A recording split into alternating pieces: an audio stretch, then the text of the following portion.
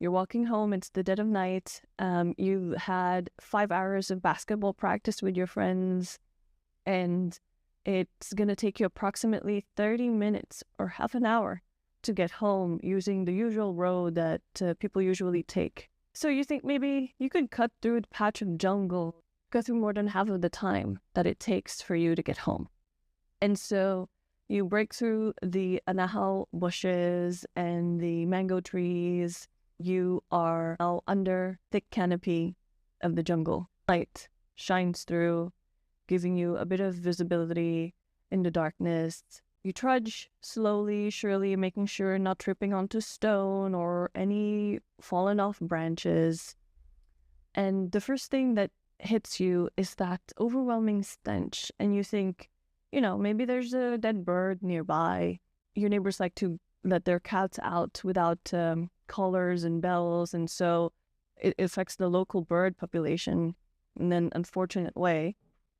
And so you try to push it to the back of your head, and you keep walking and trudging along. And at some point, you remember a story that your Lola told you once, and you're not sure why this story is coming up now. But she told you about a creature called the Sigbin.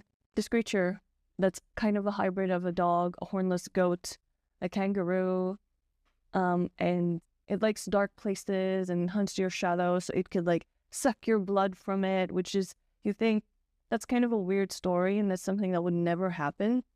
But then your brain is conjuring up this memory as if it's trying to give you a warning. You try to remember what your Lola said about what you should do in situations where you encounter creatures like this. As you trudge along, you instinctively put your hand inside your basketball shorts pocket, and you feel the dry, brittle lumps of stone. And when you pull your hand out, your fingers are streaked with soot.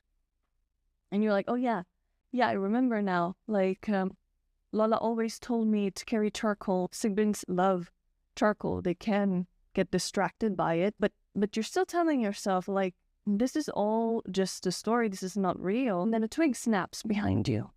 And you swivel around, and your eyes rake the trees and the shadows, and you see nothing really because it's all dark. But your hand tosses a coal in the shadow before you could even think about it. And you hear it bouncing over the dirt, followed by a slither of something rushing towards it. And to you, that was enough.